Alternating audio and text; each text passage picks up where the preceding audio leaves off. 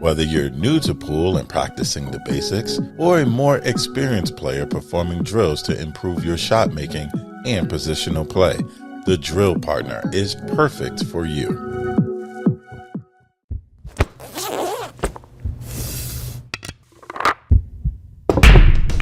PremierBilliards.com. Exceptional cues, cases, and accessories from top-tier brands. Want it? Need it? Find it. PremierBilliards.com.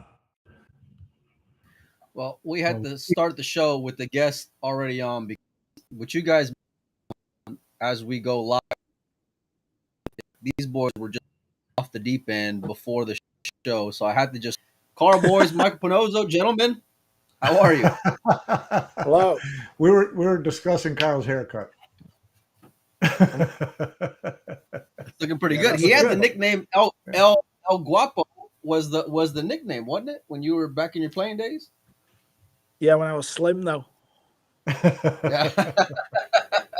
Well, you still been putting the cue together, though. Is that going to be a reoccurring theme on the World Nine Ball Tour? No. No. I don't understand. You literally. No, let's hear it. I went to Scotland to see a friend of mine, right?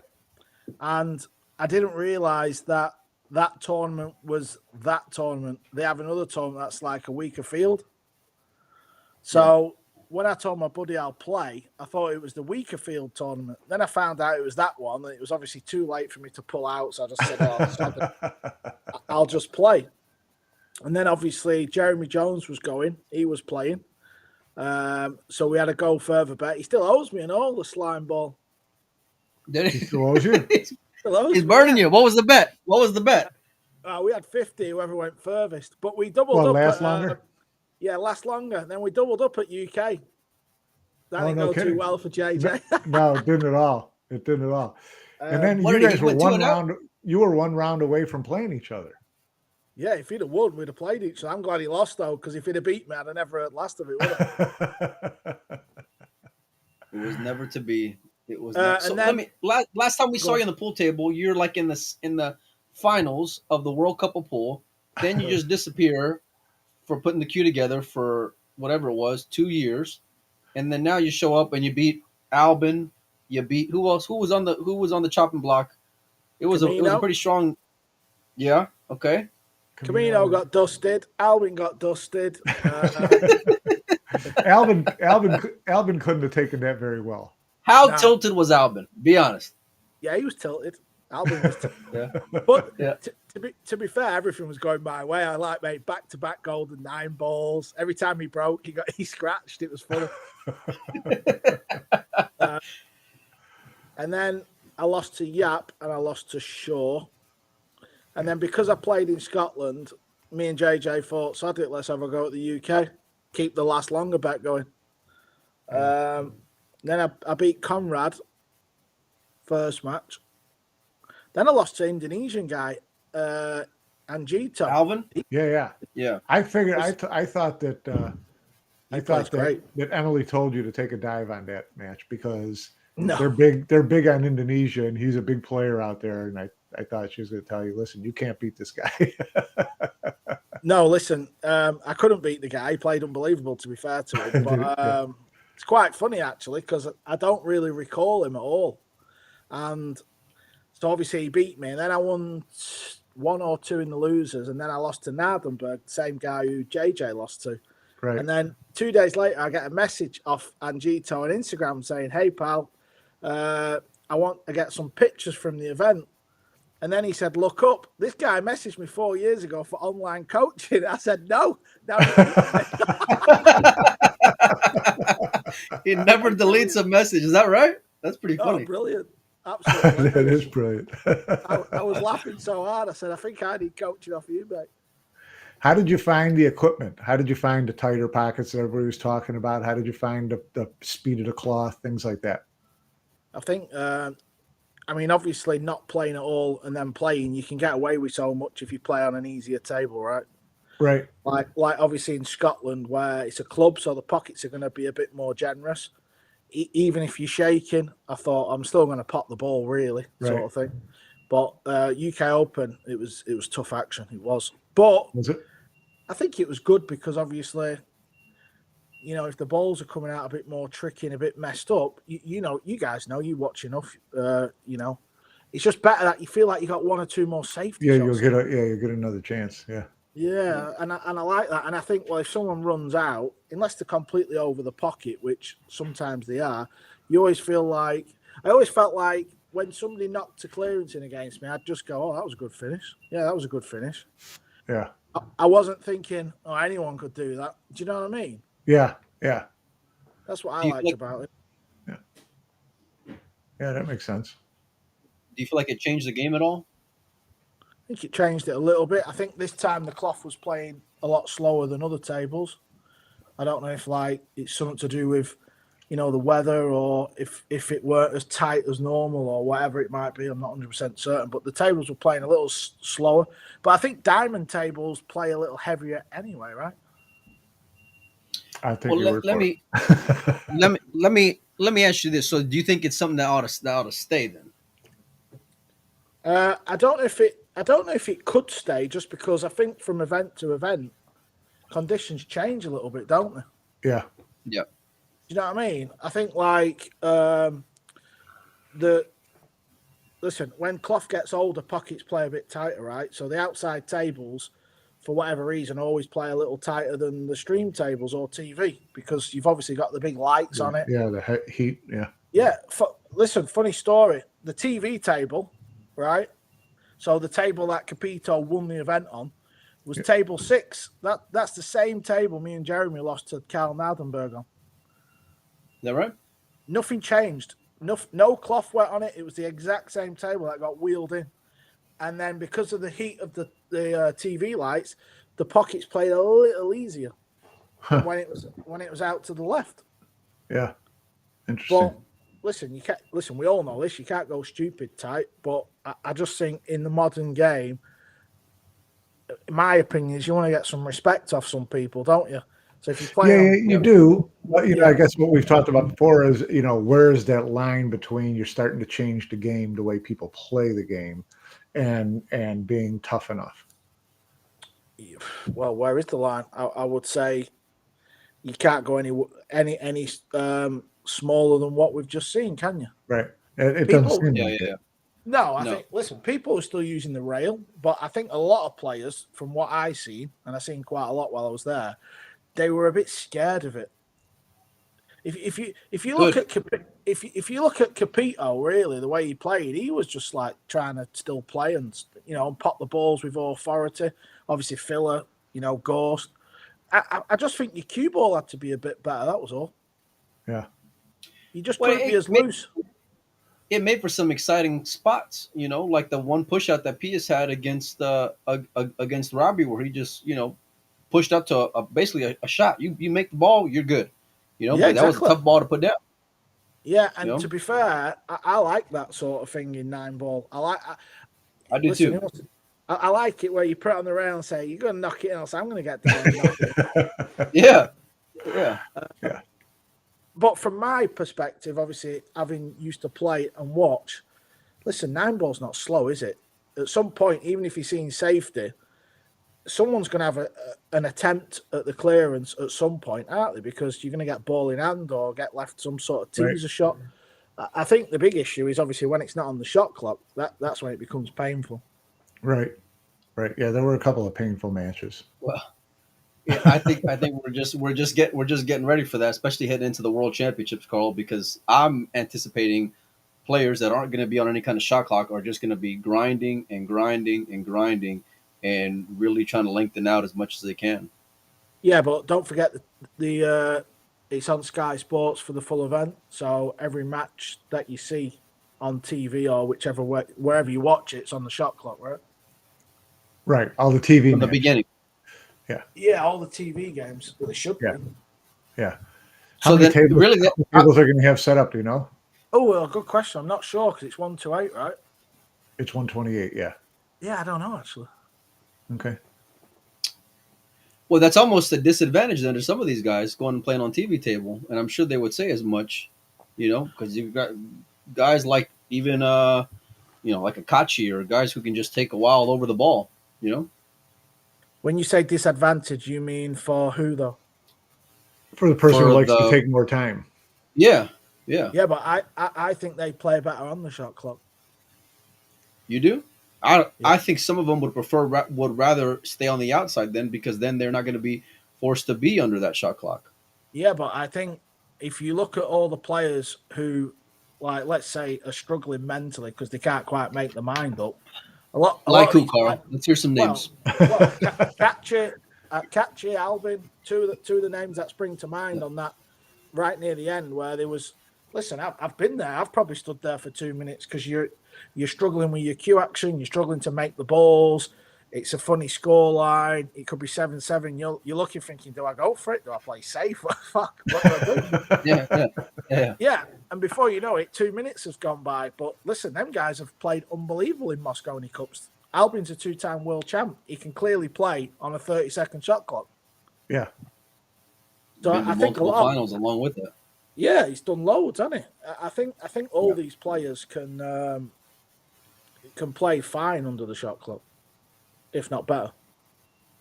Yeah. I think you play worse when you're not on the shot clock because you've got too many things entering your head. Yeah, you don't have. Yeah, in the shot clock, you don't have enough time to let extra stuff get in there. Yeah, it's like a lot of top pros. They reckon like instinct is pretty much the right shot you should play anyway. Yeah. How did you clock Robbie that week, Carl, when he wins the UK Open? What were your thoughts on his game leading up to it? Did you think he had what it takes to cross the finish line? I think there's a few players like Robbie where we've been thinking, is he going to break through? Is it his time? So I wouldn't say I was shocked that he come through. I was probably more shocked because obviously he beat Fedor, he beat Filler. Yeah.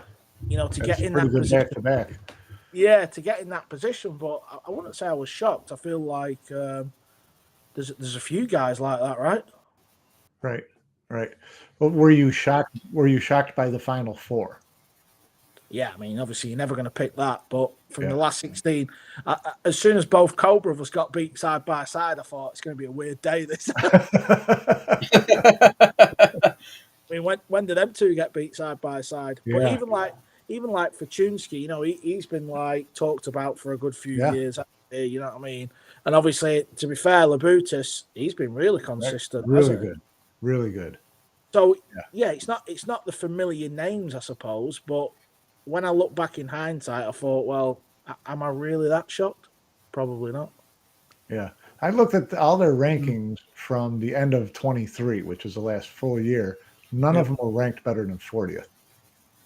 Amazing. And that's a wild Final Four to have. I mean, but I suppose about the fact that none of them had won an event before. Yeah, but there's like a long list of guys who we think are gonna they're gonna take that next step and the next step, and then we just wait for them for 4 years and they never show up. They never deliver. Right. I think if that stat, if you said that stat in 5 years' time, I might be more shocked. But everything's still sort of like trying to find. Well, what do you attribute that weird of a Final Four to be? Is it standard of play? Was it tightness of equipment? Was it just fluke? Was it, what? How did that happen? I think obviously like some of the top players or the named players just didn't quite get over the line like maybe they usually do. Filler had a chance, Hill. Maybe that's what I'm saying. If you look at the last rack with Filler and Capito, where he played the shot to get on the 4-ball, it's not easy because it can just spin up the table. But that's what I do like about that pocket. I don't believe he should leave the cue ball there and just get down and fire it in on a big pocket. Yeah, I feel like, he's got a tendency of doing that. He does that a lot. Yeah. Where he'll settle for a tougher shot because he knows he can put it down. Yeah, and a lot of pool players. Listen, we've all played on big pockets. You think, well, I'm still going to make it, and that 4-ball that he missed, he wasn't actually far away. That literally just clipped the rail. But maybe in the future, if you're a bit like that, you might think, it's a tricky shot. This, do I play safe and just drag it out a bit? I think if you look at that, the filler match, does he usually freaking get over the line? Maybe so. Albin against Petri, so good safety. He played a loose safety shot at Hill, so he didn't get over the line. And then Petri knocked an amazing finishing, to be fair. So, yeah, I don't know. I don't know. Was Petri the biggest shock of the Final Four for you? Yeah, because he's not really been playing on the World 9-Ball Tour, has he? Not much at all in the last couple of years. Yeah, but Qualifier. Listen, he's got a high gear. You know what I mean? We know that from Europe. He's beat everybody on Euro tours and stuff. We know that. I just think it was just one of them things. I don't know, but like Capito could quite easily, turn into like one of the young greats now, couldn't he? Because Reyes did it. Yeah. You just don't know what kind of run they're going to go on. Well, we feel like, I've mentioned before, we feel like we've been waiting for Robbie Capito for a few years since he kind of made a splash, but he's still only 22. That's it's not, Fran was a little bit older, a little more mature when he all of a sudden hit that gear, but Robbie's still just 22. Yeah, that's wild, that. I didn't realize. I knew he was 22 before this show, but it wasn't long ago. I was like, somebody said he was 22. It's crazy. You feel like you've been watching him for 4 or 5 years. Yeah. And he's been deep a couple of times. He's had big wins. You know what I mean? So he's had some good runs on the Predator Billiards series. He had a couple of good runs there. Yep. Yeah. The 10 ball, right? Yeah, but I mean, you picked those 16 players. A lot of those guys are going to be on the bottom end of that list of who you ranked is going to win that event from that spot. Yeah. It was just a real interesting way that it all ended up coming out. But I thought it was great, and I love seeing guys kind of, maybe make their own space in the World 9-Ball Tour and say, hey, listen, I got a game too. PS for me was the one that, like, out of everyone, I wouldn't have been as surprised, because of recent form. But I want to ask your opinion as a player, Carl, on that Panozzo moment. I'm not going to drag it out, Mike. All right, so just relax for a minute. All right, so just before you start going on, just hit that key right now that gets me off the screen. By the way, just to give you guys a heads up, I reached out to Adam. We're going to try to get Robbie on early on next week, so make sure to stay tuned for that. But I don't know if you saw the post of when Pius is down on the 2-ball. And he's kind of tapping his hand on the chair a little bit. What were your thoughts on that? Because you see it from a couple different angles. Yeah, the first I did see of it was Panazzo's Facebook post. No, but I think that's just because, but I think obviously, like how social media works. Like you weren't commentating that match, right? I think that was one of the semifinals that you weren't commentating. But anyways, go ahead. No, I don't. Yeah, I didn't. But so obviously that the first I seen of it, and I didn't properly read exactly what you wrote, but I got the gist of it. So I didn't know whether you was insinuating he was pulling a move or he wasn't. I know, but I didn't properly read it. I just seen the video. But the first thing I thought when I seen the video is I thought, well, I've not heard anybody like complain over the years or say he's hard work, meaning Capito. So I thought, you're right. Yeah. So I've never heard anything. So straight away I thought, well, he's not cheating. And then I thought, he's in that situation. He's had so many close matches, like the last 3 or 4 matches. And I just thought he's in his chair just like, is it a nervous sort of thing? Yeah. Or I know that he's done some sort of interview somewhere, talking somewhere, saying he's like been seeing some sort of mind coach. Mental coach, yeah. Yeah, and a lot of stuff like that is like they say like you should tap things or do crazy things, don't they? So you got to fire that mental coach. It's going to get you in trouble in school. So I just thought it was something like that, but only because I'm right involved in the thick of it, and I've never heard any player say any bad about him. So that's all. Yeah. Like I kept trying to say was I wasn't talking about Robbie in particular. I was just talking about what it looked like. Could have been anybody. Could have been my mother sitting there. Yeah, I mean, listen. Is it something that you would find acceptable? That's all I really wanted to see. No, I mean, listen. There's. I think it's more in the gambling world, though, isn't it? Where you hear of people like, oh, he does this or whatever. I mean, to be fair, in the pro game, really playing in proper tournaments, I've never really felt there's been any issue with anyone. I don't know about you, Mike, but I hear a lot of players always talk about, oh, this guy's known for doing this, and this guy's known for doing that, and this guy's name and shame. Who are you talking about? No, there's plenty of guys who have a reputation. Robbie would not be on that list, absolutely but not. You know, you'll hear guys, especially here in the States, you know, and I'm gonna take that back, all over, but you'll just hear guys where they just have unknown reputation and are aware of things that may possibly come up. But like I said, that never happened. Let me ask you this, Carl, because you've won, you know, big events. You've been on the biggest of stages. What was going through his mind? It's hill, or no, the guy's gonna make it hill, and he's shooting a ball after you just dogged it. What's going through your mind as a player when you're sitting there in that moment? And you've just messed up. You just sold out. Yeah, I mean, obviously, you've just got to hope you get back to the table, haven't you? But what if it's an instance like that 8-ball in the whirlpool?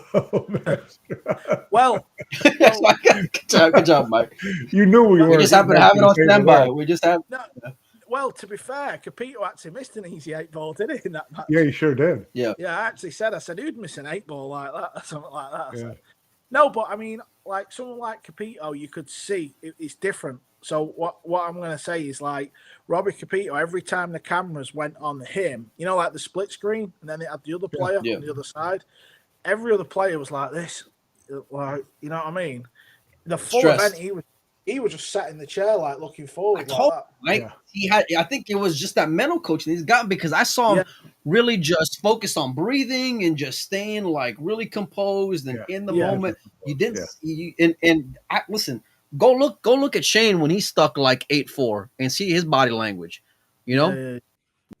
Or Victor or Albin, or you know, even, you know, like a Federer or a you know, Pius does a lot of head shaking too, but I just think he's always like, what the hell did I just do? Yeah, exactly. I mean, I was one of them. I'd be speaking to somebody in the front row or what I was going to get at is Capito looked so in the zone to me, as where I believe personally I spent 90% of my career underprepared, acting like a lunatic. So I was capable. No, not you, Carl. That's shocking to hear, man. No, honestly, it's not even a joke. I'm serious. I went to 3 Mosconi Cups and didn't hit a ball for a month and just walked straight in the practice room. Yeah.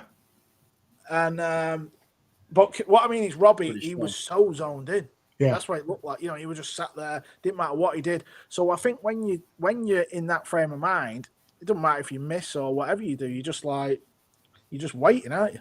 Right. Yeah. Interesting. Yeah. But going back to the tables, I think obviously you read a lot of stuff. Oh, the game's a bit slower. It's this, but you know, it's winner breaks, or you know, people are flying around the world playing in big pool tournaments. So obviously, listen, the bigger pocket, there's a chance you're going to be sat in the chair for a while. You know, it's as simple as that. And obviously, I know it's a bit different in the States, but certainly like over here, no one's ever had any respect for 9-ball. Do you know what I mean? Because you don't really understand the game, fair enough, but they just don't think you can miss. So I do think there's a fine line, and I think you know, we will find that. You know, that exact line, that point, because you want to see drama, don't you? At the end of the day, it's like you do. If you look at the best matches, it's like when it's close, if pockets are not just taking them in from anywhere on the table, and your cue ball's got to be better, then it's all about, you know, your positioning. You're gonna have to practice better. Everything's got to fall in line, and someone like freaking Joshua Filler. He's going to miss a ball hill if he's not got better position. Why should he get away with a ball? It's going to add drama. I did notice the one thing that, you know, and we talked about this a little bit before too, Mike, was that, you know, that match, the standard of play wasn't great in the final, but it was over 3.5 hours. It was almost 3.5 hours long. Yeah. So then it gets, but that could have been a race to 13 though effect, Mike, as well. You know, but the match wasn't 3.5 hours long. Yeah. Not the match. Not the actual match. We got adverts every third rack. Oh yeah, of course. But it's like watching a football game. If I'm there for 3.5 hours, it's a 3.5 hour game. I don't care whose fault it is. It's 3.5 hours of my time invested as a viewer. Yeah, I understand that, but it's like there's enough people that go to football, isn't there, and enjoy that whole sort of package. Yeah, it's about getting the experience a bit better, isn't it? Yeah, true. Well, how do you think that happens, Carl? You think the drama of the tighter pockets will change the engagement into watching every rack like that? Yeah. Listen, you want to see closer matches, don't you? Sport's all about watching tight matches. Or we got so lucky last year with all those hill matches. Exactly. Every match was like hill. It was like a dream. European, UK, Hanoi. Yeah. Right? Masters this year, Filler, Ghost, unbelievable match. Yeah. Do you know what I mean? So I think, listen, I still believe that the pocket has got to take the ball. Of course it does. You can't be playing 9-ball on a Chinese 8-ball table, obviously. Yeah, right. What's the point? But I think the sort of issue we're having at the minute is I get the impression a lot of the American pool fans think they're crazy tight, but we don't. The Europeans don't. Yeah. What was the feedback you heard from a lot of the players? Everyone loved it. Shane loved it. Billy, Skylar, Jason, everyone I spoke to, everyone loved it. Yeah. There was only one player who questioned it a little bit. That was Niels, but I think he was questioning it from the point of view of he wants to prepare on that exact equipment. Do you know? Yeah, we talked about that, Mike. Yeah. But if you look at some of the matches that was on the TV table, people were still hitting the rail and it was going in at a certain point. Yeah, sure. It's not like it was a freaking snooker pocket. I've seen people saying, "Oh, it's like snooker." I'm like, "You ain't played snooker pocket. This is nothing like a snooker table." All it means is you just got to be a bit better with your cue ball. Joshua Filler, Shane Van Bonen, in my opinion, is one of the greatest players I've ever seen with a cue ball. Getting the cue ball exactly where he wants, always in line. Do you know what I mean? Joshua Filler is these guys shouldn't be punished. Playing people like me who don't play, but I can leave the cue ball anywhere and still pop the ball. Yeah, I get it. You got to be under pressure. You got to be a bit tighter, and they're not stupid tight. Trust me, I've played them. You can still. No, I'll take your word for it. I mean, yeah, you can still play the game. You just got to be a bit more accurate. That's it. Do you know what the conditions are going to be like in Saudi? Yeah, RAS on table, 4-inch pocket, 40mm shelf. So pretty much like Hanoi. Okay. Any kind of format change being discussed? Anything races or what's the single elimination from 32? 64, right? Same as it's always been. Well, this is only a 128 field, not 256. Worlds was always 128, though, right? Right. But I mean, this last tournament was 64, but that's a 2. Oh no, sorry, yeah. It's the same as the World Championships last year. Oh, okay. Was it 64 last year? It was 128 down to 64, so you win 2 out of 3 matches, right? And you're in the single elim. Yeah. Okay. I have heard a rumor, but I don't know where I've heard it, so this could be complete bollocks that the final's going to be a race to 15. Okay. Wow. But I've not double checked that, so I don't know where it's you want to do something to make the World Championship, an even bigger test, right? You want to make it the toughest test you can. But what do you think of it? Do you think 64 is the right spot for single elimination? Do you know what? The sooner you get to single elimination, the better for me, because I used to hate the fact that, let's say if you did get beat early on and you had to win loads of matches, I think it was just so brutal. Do you know what I mean? Brutal. It was brutal. So listen, the open events, I kind of don't mind it. If you win, you're right, mate. Yeah, go on. My boy's asking if he can go to loo. You have to stand there another hour. I won't mind. There's a toilet round there. Why is he coming in here? What was the question? Oh, yeah. Double elimination. I'd just rather get to single elim straight away, or as quick as possible, That's including traveling around the world to get there, though. Yeah, I know that. But what I'm saying is, listen, once you get to final 64 and you're on money, doesn't matter, does it? Just get me in the final 64. Yeah. I'm giving you the top 5 players versus the field world championship. I'm giving you top filler. 5. I'm giving you. I don't know. I don't even know who's in the top 5. I'm assuming I'll let him pick Chung, his top 5. Yeah, let him pick his top 5. Okay. How about that? How about that? Let's do that. You pick the top. You pick your 5 versus the field, and I'll take the field. Okay. Are you going to write this down, Panozzo? No, we got it recorded. It's being recorded. Right, and if we win, it will be shown every day for a week. Okay. Filler, Ghost, SVB. I'm going out on a limb here. Fuck. Yeah. Biardo. Okay.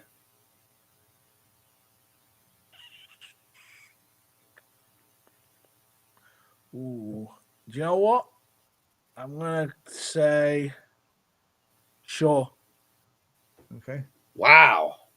Jake, you're taking Shaw over Koping Chung right now. You only give me 5 picks, yeah. I just think that's very fair. Yeah, don't talk him out of it. He's in.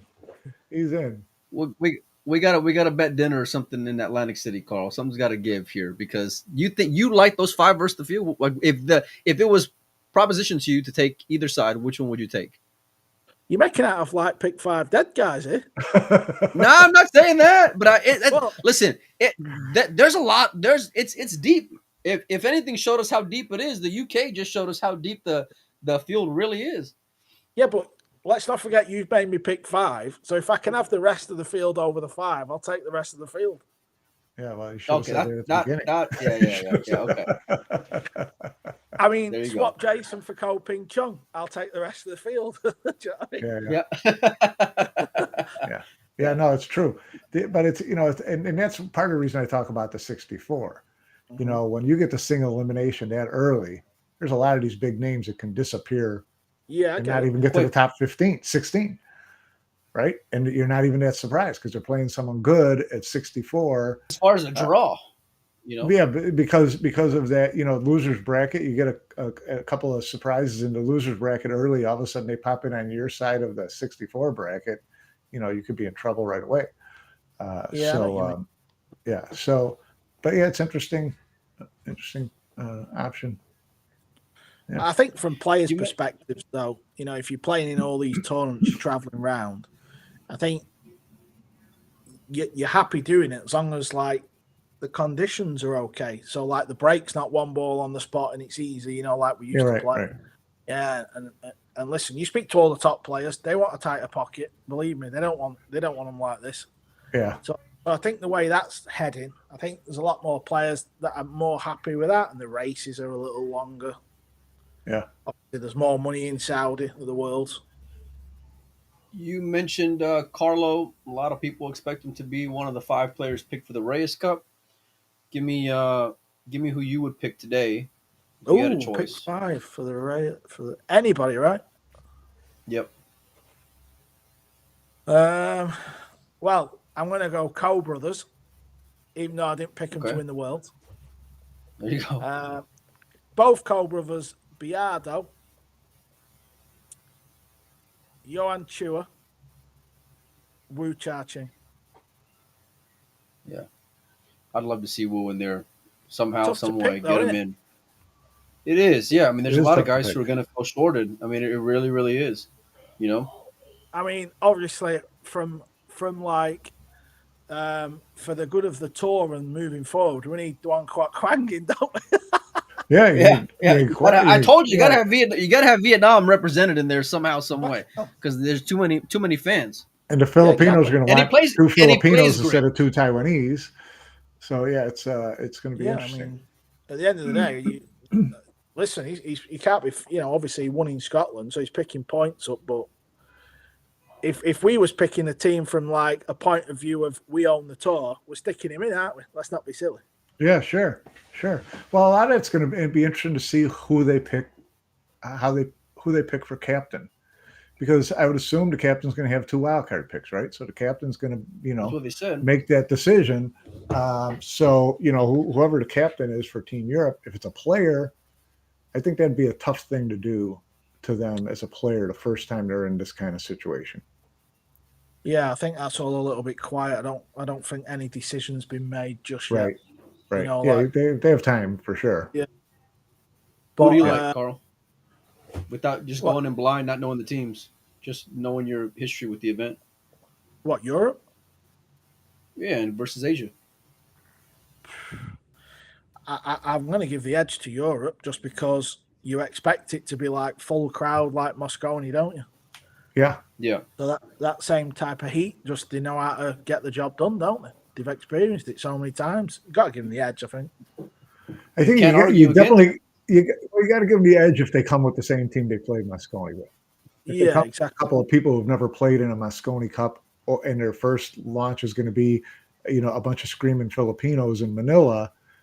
Different story, right? Yeah. All of a sudden, if you put, if this, we had talked about the scenario for Team Europe, if the Buddhists would have played Fortunski in the final, right? And they both get second and first place money. All of a sudden, they're up there.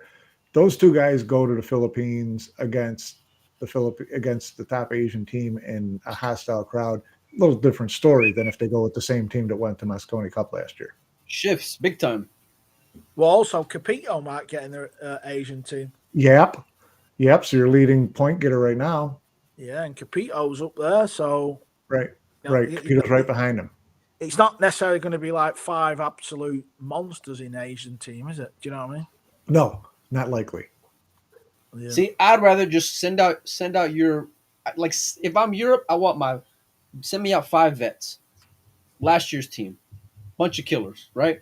I want them all. Send them all out there. Same thing with Asia. The hell with who's getting in on point. Just send out who you think is your best 5. Go get them. Go get out. Just to kick it off like year one. Yes, for sure. Because listen, some of these stories are great, and especially like when it comes to Moscone Cup, it's a little different. You get guys who have worked their ass off for the whole season. You get in on points. That's different, right? Because you've worked your whole career for it. This is a little different for me anyway. And I would say just send out the guys who are going to give it the best run. And there's like Mike said, there's a big difference between a proven killer like an Albin versus a rookie and a guy who's just going to, piss his pants as soon as he hits the stage. There's a good chance. But that's what's good about the tour, though, isn't it? And what they're trying to achieve. Yeah, that's the thing. I mean, you gotta stick with the game plan you've been trying to sell people on for the last 2 years. Right? You can't all of a sudden pull the rug out from under them and say, "Yeah, except for this event, we're going to hand pick it." Yeah. But it's not invitational. Well, it should be. That's what I'm saying. Well, they're doing that right now with Taiwan and the Philippines. It's invitational. Well, who do you like? Handpicked 5 players. Yeah. Did you see that flyer, Carl? Taiwan versus Philippines? I've seen some. Yeah. Who you like there? I didn't actually see the teams. What's the teams?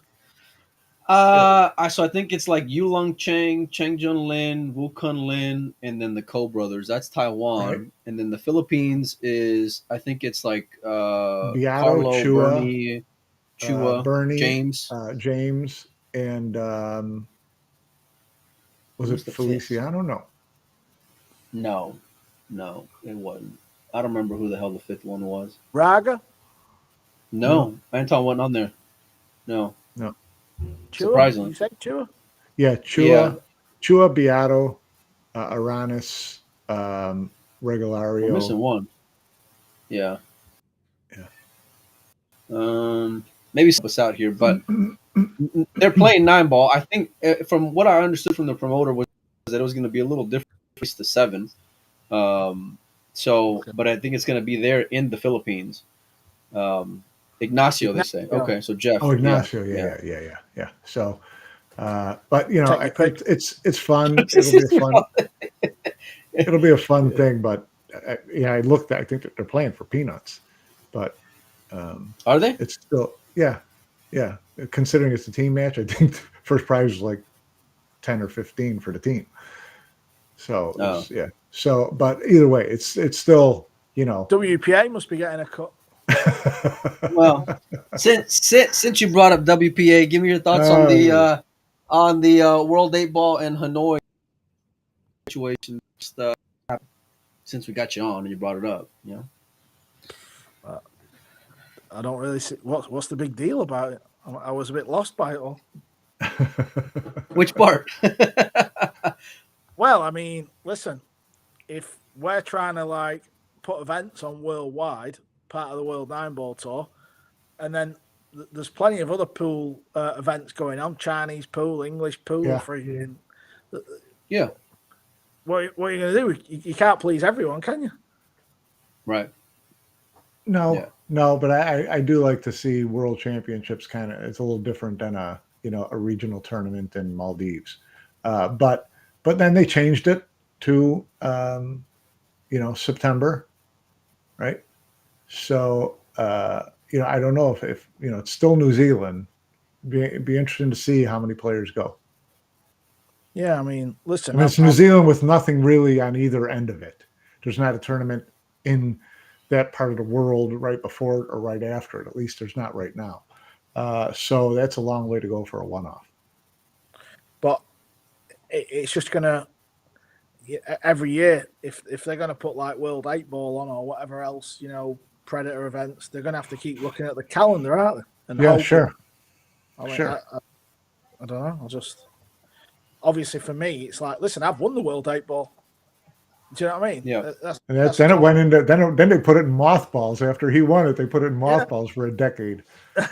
Yeah, but I just think I just look at it as a completely different. I look at it like I look at Chinese 8 Ball. Yeah. I just think it's a different game. It is. Just a completely different. Obviously, there's so many freaking pool games, isn't there? It's like this one pocket's about to start. What are you going to do? Start trying to avoid one pocket events? Yeah. Yeah. Like, see someone comment that they're upset because they moved the World 8 Ball event and now it's on top of the Texas Open. And, all due respect to the Texas Open, I know it's been 50 years, but I think you're talking apples and oranges there. Oh, they've classed it with the Texas Open. I'm from Texas, and I agree with you, Mike. All right. Calm down, kids. Calm down. Yeah. It's got like Texas Open. But that's a good problem to have if you're a player. You got options. Here's the thing. I talked to Shane about that. He wasn't sure that he wouldn't pick the Texas Open because he said he's done well at the Texas Open. It doesn't cost him anything to go down there, and he's not all that crazy about flying to New Zealand to play one tournament. He's a tight motherfucker, isn't he? He's loaded. He's so tight. Oh, he's gonna love watching this show, buddy. But he is. He is though. Well, he can go off at a casino now and then. Yeah, true. That's true. Keep him up the craps table, no doubt about it. No, but it's a good problem to have, Carl. The calendar's only getting more and more busy for everyone. Even for you working with the World Nine Ball. I'm sure your travel months is just jam packed. Yeah, listen. Obviously, when I played years ago, playing US Opens in Chesapeake and all this, everyone's wanted a proper tour, haven't they? Something like that, like a pool player can be proud about. Oh yeah, I'm ranked XYZ and I've got to go and play in this event. I seen friggin' Fedor Ghost post these like up and coming events today on Instagram. It's like, well, to the outside world, it's like, oh yeah, Fedor Ghost, professional pool player, one of the best pool players in the world. He's going playing in all these events. This is what we've always wanted. Right. Yeah. But it was never going to be like a tour where, 1st of January it's 9 ball, then it's 10 ball, then it's 8 ball, then it's bank pool, then it's one pocket. Right. It just ain't gonna happen, is it? Do you know what I mean?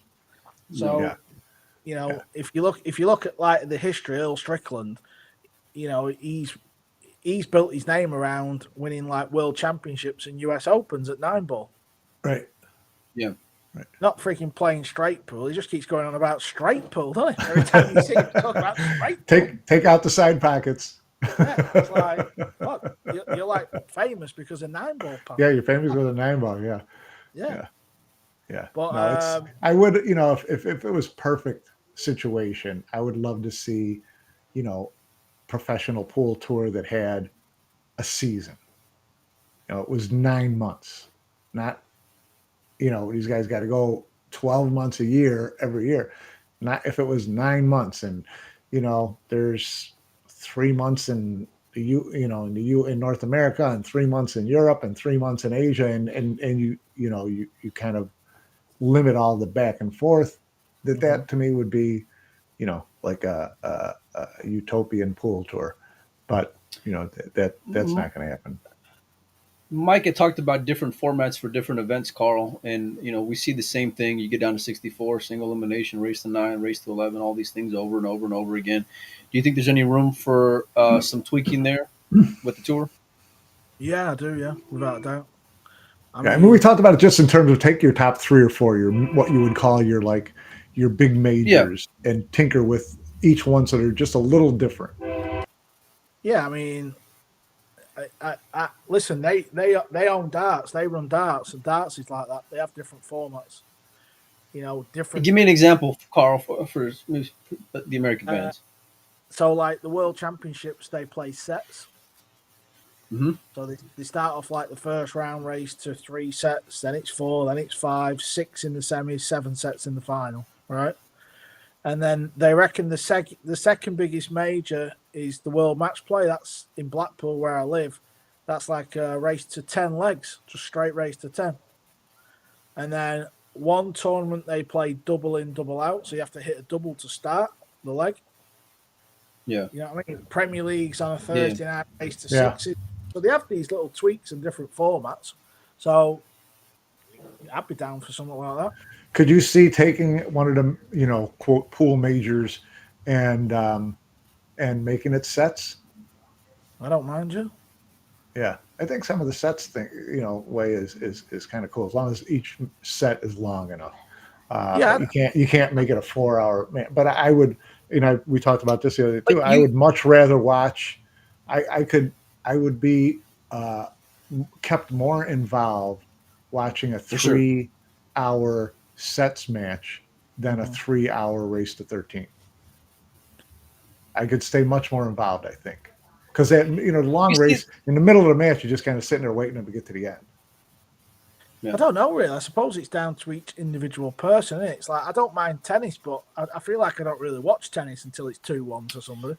Well, but see, I'm glad you brought up tennis, because in tennis, like if I'm stuck 5-2, then you know what? I may just ship in that next, my opponent's next serve, because I'm gonna get my energy going for the next set, and you'll see guys kind of play the strategy that way, and you're always gonna be in it, and I think it just adds a different dynamic to, an hour, and then. For me, I want to see the tighter pockets all the time. So you can include that on these majors. Then I've seen Mike play tennis, and his strategy is always to lose the first 2 sets 6-0, so that his the money line shifts all the way. His opponent is completely worn out. Let me tell you, I played tennis one time, and I hadn't played in forever, which I don't play that often anyway. But when I'm in town, and I thought I was like in my early 20s, the way I was running around until I busted my ass, chasing a ball and just ate it out there. And after that, I was like, you know what, let me just pump the brakes a little bit, because I can't move like that anymore. Listen, I can't do it. I don't mind having a particular tournament that's set. So even like a little bit like the snooker, where you play a race, but maybe once you play a certain amount of racks, and then like you have an interval for a day or something. I don't know. No one. Yeah. Then you come back to snooker can get away with that. Only snooker can get away with that and still have fans, because most of us are going to check out before it. I'm just saying, like, I don't think it's a drama, like tweaking, formats like that or trying it. No, like what Melina says, I think you got to play on a tighter pocket. I think that's the big rule. That's for sure. Could you see? Would you like a tournament that was, double elimination all the way down to 8 or 4 like the old ones? I just think it's time. I think it's so hard to follow as well. I just think it's so brutal. I like that, because I would like to see one of the big tournaments be brutal.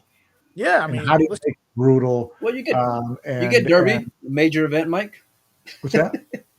You get a major like Derby. Fucking hell, yeah. You're talking about brutal. You got the most brutal thing there in the world. All right.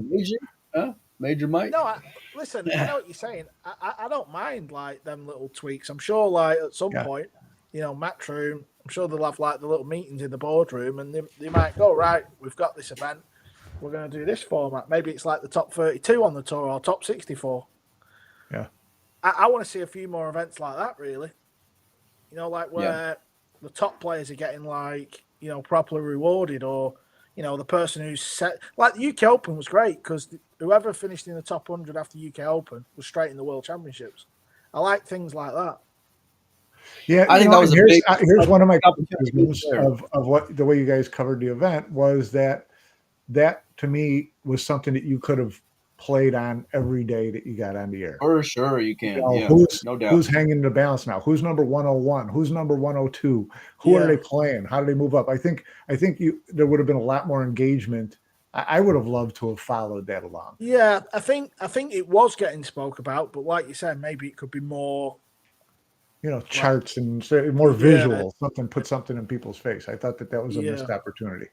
Yeah, I tell you what, I would like though, me personally, actually, I'd like it if, you know, like we focus on one table, don't we? Yeah. So let's just say table one. We're watching table one. I'd like it if like we had like 5 or 6 tables cameraed up properly, and then it was almost like, if you know, like drama. Well, you know, like golf. Well, yeah, like how you were talking about Shane and Tyler, because I was more interested in your commentary on how that match was going versus the match that was on the screen to begin with. So I think like what you're saying, mate, if you're thinking, 3 hours and you're watching one match, but it's not particularly going too well and the players are struggling. You can switch off. Yeah. Yeah, just to have the ability to go over, right, we're going to flick over to Filler, he's 4-0 up or something, or then flick to this table and, you know, like talk about like so many matches. I think that. Yeah, you can certainly do that before you get to like the final 16 or final 8. Then you want to stick with a match. But yeah, I get what you're talking about. Yeah, I think that'd be cool. But even like when it goes to TV on the final 16, when you have 3 tables, I think flicking over, I think adds more.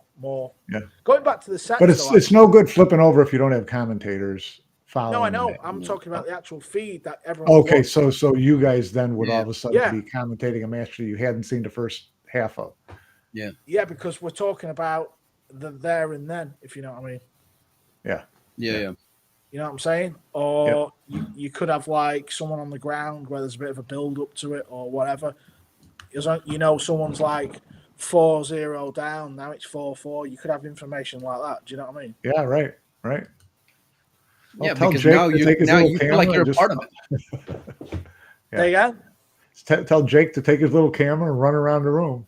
Yeah, I mean, listen, it's dead easy. You just have like a camera one, don't you? You have your main production and camera one. But it'd be a lot better even if it went to near the end of the matches where we just had the ability to flick to like, you know, it's close it out. Yeah. Yeah, it's like 9-8 and there's 2 racks to go, or is it Hill Hill? We'll come back to it in a minute. Not like at the minute, I always feel like it flicks over when there's fucking 2 balls left. Do you know what I'm saying? Yeah.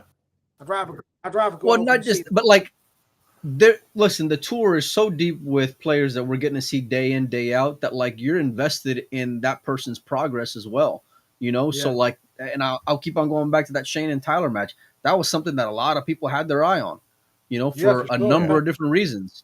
You know what I mean? Yeah. So to be able to have that freedom to do it with the way the world is now, I mean, I think it's not an unreasonable request there. And also, I know Jake got some of the clips, but like people lost out on that because it was so amazing. It goes Emily's comment in the chat there. She said you can pay the bills. What she said. Only 5 cameras. Relax.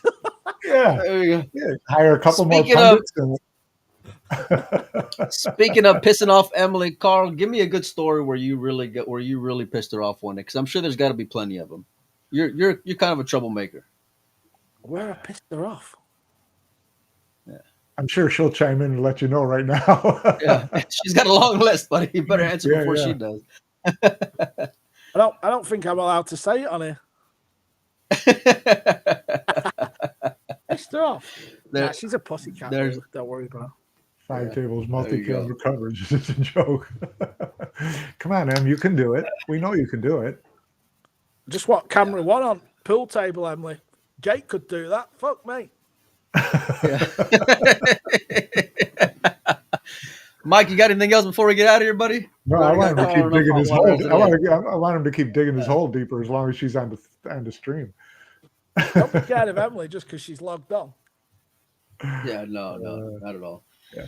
No, it's always great having you on. I like this outside the box thinking, and I like how it's continuing to be like an ever evolving sport. I mean, at some point there's got to be some stability and a good foundation, but I think like fundamentally we're getting like closer to that spot. You know, as a sports fan, we all watch sports. I like to see different things, and whether it's, you know, I want to see clay and I want to see it on grass, I want to see it on the hard court, and you can insert a sport and have some kind of like little variation where like you're still getting the same quality product at the end of the day. Yeah. So again, to me, only pick your top 4 tournaments and do it. Don't try to do it, sprinkle them throughout the whole tour and do them in random events here and there. You know, do a couple big ones for a reason to make them tough but different.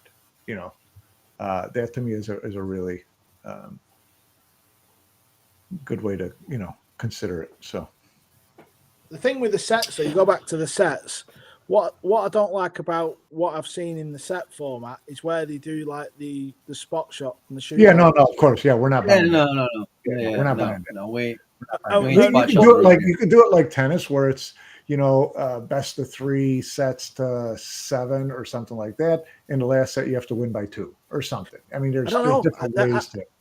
I think a lot of games, though, Mike. Yeah, but I think there's something beautiful about that last rack of pool. Yeah, no, you're right. But it's certainly giving the advantage to the guy who's breaking in that last rack. And there was a lot. Listen, you miss out on a lot of drama if you lose. If you always got that cushion of the win by 2. Yeah, that's true. Yeah, I agree. Take it back. I think that one last rack. I think that one last rack on like the tables that we just played the UK Open on is like. Yeah. I think it's like it's great to watch. Yeah, it is. It's great to watch. You know what I mean?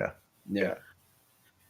No, by far. Listen, I like when the routine doesn't become so routine for these guys because they all play so exceptionally well. You know, and you see, like, you don't get to see Josh missing an open layout run out like the way he had in his match. You know, it's like it adds a whole different layer of drama that I can't wait for, because up until this point, it's just he's out. He's got the opening, he's out. Exactly. And you know he's going to be out because that's what he does. And I think that for those players, you see that pressure is there and the threat of the pocket not being accepting is there, you know?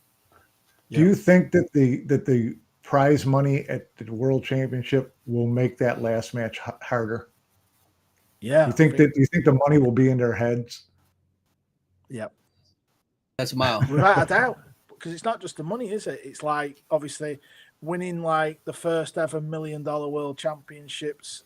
It's obviously in Saudi Arabia where there's so many big sports going over there now. Listen, what people don't realize is when I played pool, no one gave a fuck. No one knew me. I get recognized more now just because I'm involved with freaking Matchroom. Well, your face is all over TV. No, I know that, but I mean, this is what like Matchroom brings to the table. Yeah. Right. You know, they're involved in so many other sports. Do you know what I mean? So it's like, obviously, like the World Championships, people that, you know, a random person will be watching that who doesn't understand what 9-ball is and probably think, oh, it's in Saudi Arabia. Fucking hell, I'm sure he's just said it's $250K to the winner. That's going to bring so many eyes to the prize. Yeah. I want to see these guys sweat. Yeah. You're going out, you Panazzo. Yes. Yeah, you can buy me a drink. They don't want to I'll buy you a drink. Sweet. Carl ain't paid for a drink in 10 years. I'm just going to get the camera ready for Capito to slam you straight on the nose. There you go. Me and Robbie are like this. Are you kidding? Speaking of Robbie, child, Michael, we got him on the show. Hopefully, early on next week when I get back from San Diego. Carl, I appreciate you making time for us as always. Lots of stuff going on in the pool world. I'm sure we're going to talk to you probably again before the World Championships, hopefully. And there's always going to be fun talking points. Mike, you got anything else, buddy? No, I'm looking forward to the World Championship. It's going to be great. I'm going to go on Amazon now and buy 5 cameras for Emily Fraser. There you go. All right. So, hey, are you taking the 5 or the field? What are you doing here? He's taking the 5. He picked the 5. Is he going to pick the 5 and give them to you? Yeah, I'll pick. Okay, I'll take the field. We'll see you in the World Championships. Thanks everybody for hanging out with us. Make sure and show some love to some of the sponsors you see floating around on the screen. We'll have more live footage, live coverage in the next few days. So hang out, enjoy. We'll see you guys real soon. Later, y'all. Cheers. End the stream.